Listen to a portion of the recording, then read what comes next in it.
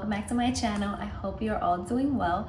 Today's video is a Q&A video. I had asked you guys on Instagram to send me any questions that you had in regards to running and fitness, so thank you to those who had participated, and I'm going to be answering those questions in this video. So I hope you guys enjoy. Like and subscribe. Make sure to share with your friends, to anyone who might be interested in watching. And yeah, let's just jump right into the video. Okay, so I have your questions here pulled up, and I'm just gonna jump into the very first question that was asked, which is, how do you balance not losing gym gains with running high mileages monthly? Now, I'm not even gonna lie, but I do still struggle with this because I feel like I wanna be further along in my gym gains journey. However, I am putting a bit of a priority on my running because I do have a goal and I do have a marathon coming up. So I am in training season, which means that my mileage is just going to increase as the weeks continue. So it is a bit of a struggle, but right now I'm just keeping things pretty easy to moderate at the gym. I'm not necessarily going up in weight. I'm kind of just staying steady to not do anything that's going to hinder me when it comes to running. I know personally that when I do put on a little bit more muscle, it does tend to slow me down. So I want to just keep things kind of where they're at, but continue to be consistent and also do exercises that are helping me in the long run with my running. So that's kind of where I'm at right now. Someone said, hi, hygiene prep for a run. Now, if you want to be hygienic and perhaps not smell as bad, I would recommend you shower before your runs. And if you don't want to shower because you showered the night before, then perhaps you can just freshen up certain areas of the body. Use deodorant, use antiperspirant, which actually helps not block the sweat, but it just kind of helps reduce the amount of sweat that's coming out. So use deodorant, antiperspirant, whichever one. They also sell the ones that you can use all over the body. I know the brand Lume, I think that's how you pronounce it, Lume. They have many different scents they have it actually in a body cream and a body stick, where you can just apply it different parts of the body. It's like a deodorant. I'd also recommend using antibacterial soap because it helps. I would also recommend wearing moisture wicking breathable clothes, things that's just gonna allow your body to breathe as it sweats. I think that's about it. Obviously, when you get home and you take your clothes off, air it out, throw it on the floor, let it dry, and then throw it in the hamper, because we don't want to put wet clothes in the hamper and then it's just gonna stay wet. The moisture is gonna just cause bacteria to grow, and that's disgusting, so we don't want that. So let your clothes air out and then throw it in the hamper. Don't stress it too much. It's natural to sweat, to smell after a workout, after a run. That's just what it is. Also keep in mind, depending the foods that you eat, that also contributes to how your body odor is gonna smell. Natural, like, it is what it is. Sometimes I stink, sometimes I don't. Sometimes it's worse than other times. Like, what made you fall in love with running, and how did you push yourself in the early stages? What made me fall in love with running is just the community and the fact that I'm able to continuously push and challenge my body. It's something that actually excites me, and I take it as, you know, as a challenge, and I'm like, all right, let's see what else I can do. Also, like, the people that you get to meet in the running community, everybody has a different story, everybody has their why on why they're doing this. And as far as how did I push myself in the early stages, again, just wanting to challenge myself and wanting to see how far I can push my body is really what kept me going in the beginning, because it was not easy, and a lot of times I was like, why am I even doing this? I hate running. But as I continued to do it, I just started to fall in love with it, and I've obviously seen how far I've come along in this journey. So it's so nice to look back to when I first started to where I've come. What apps can we use for marathon training? Which have you used, and how did it go? So I know there are quite a few apps out there to help with marathon training, but I've only ever used the Nike Run Club app, and personally I have no issues with it. I've used it for 2 to 3 years now. I like that it's structured. You just put in when your race is, like what's the race date, and from there it'll tell you how many weeks you have, and it'll structure it based on, you know, how much time you have. So I've been doing that and it's helped tremendously. You're supposed to run 5 days a week. Mondays and Tuesdays are recovery runs. Wednesday is a day off. Thursday is speed/intervals. Friday's recovery run. Saturday is your day off, and then Sunday is a long run. Obviously you can tailor it to you, so if you want to do your long run on a Saturday as opposed to Sunday, you can do that as well. It's not like you don't have to follow it to the T. It's more kind of like a guideline. It also has the option to do guided or non-guided. So if you want someone like literally talking you through it, you can have that as well. I typically don't do that unless if it's like the speed interval. They also have options for half marathon training and a 10K training. I'm not sure if they have for 5K, but I definitely know for 10K and for half they have, and obviously for a full marathon. What got you started into your fitness journey, and do you count macros? So I do not count macros. I don't count calories.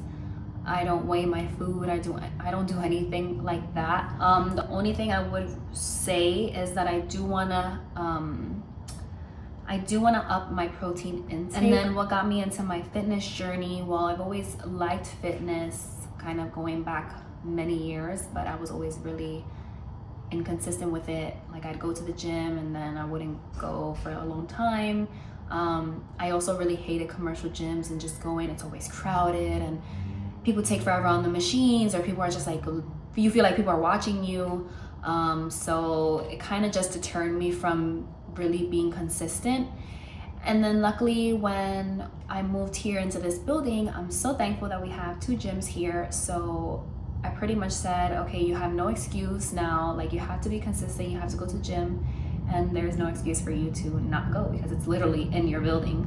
So yeah, ever since I've lived here, I've been going 4 to 5 times a week, depending. Obviously I used to go more because I wasn't running. I always liked fitness. I've always liked what it does to your body, how it can transform your body, also helps mentally, and for me it's just like an outlet. Stay motivated. I have little goals that I set for myself, and I think that keeps me on track. Once you do something for so long, it already becomes second nature, just part of my routine. And when I don't go, I'm like, damn, I didn't get to go to the gym today. Or even sometimes when it comes to running, I'm like, damn, I missed out on running today. I really also enjoy it, which helps.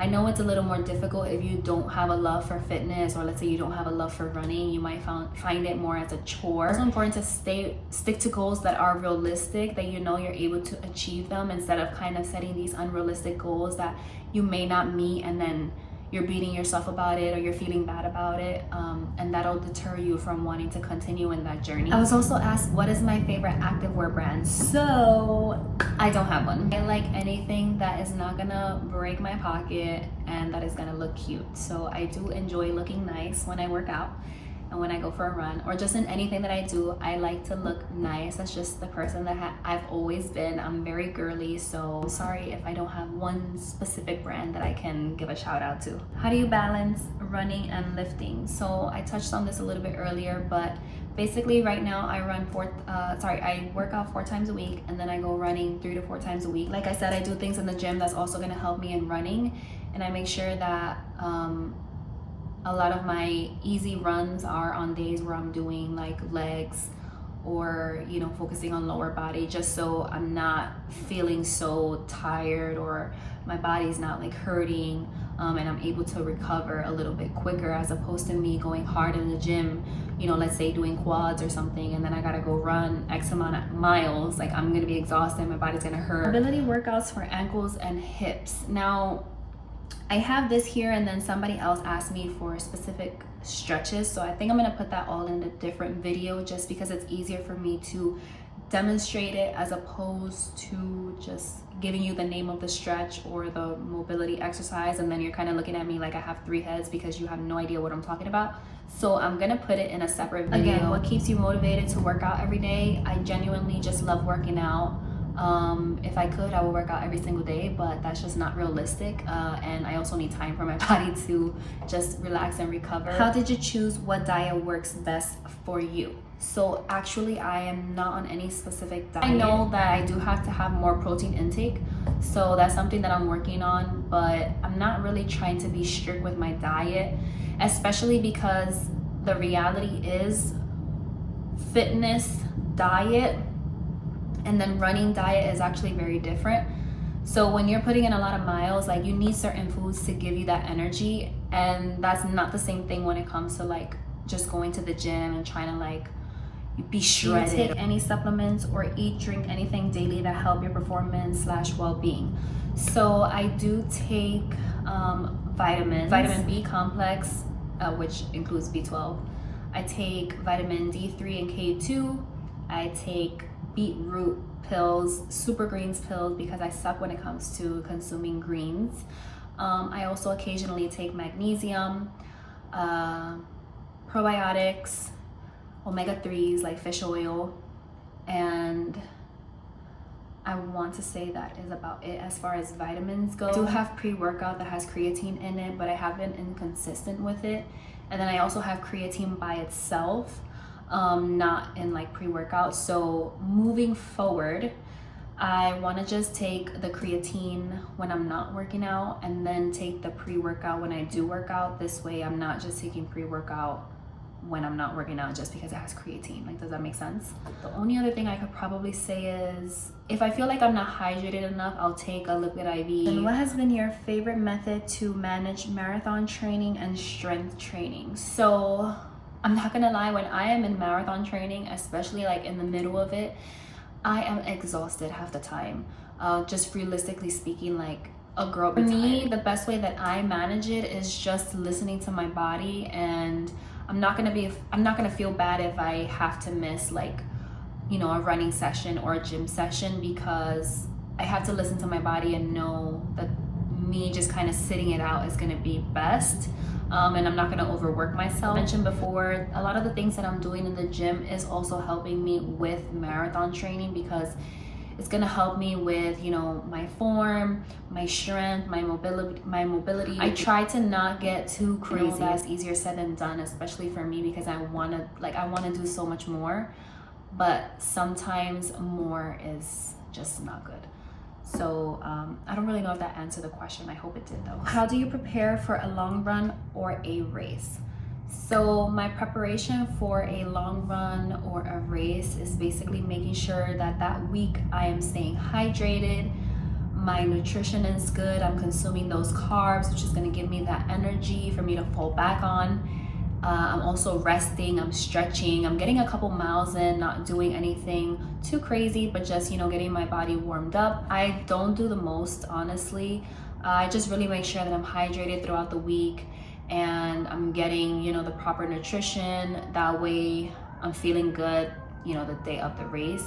And believe me, there's been many times where I haven't done that and I am literally regretting it as I'm running. Like, I'm like, why did I not properly prepare for this? What's your favorite running route or trail? So I have two routes that are my top two faves. One being Randall's Island. I love running Randall's Island, especially when it's warm out. Like, it's so beautiful and you get a good amount of miles in, and to me it's peaceful, so I really enjoy it. And then the second one would be running along the West Side Highway. Although in the summertime it gets so hot because like the sun is just scorching you, you don't really have much of like, you have barely any shade, and then the reflection of the sun on the water is just like extra light, so you're literally roasting.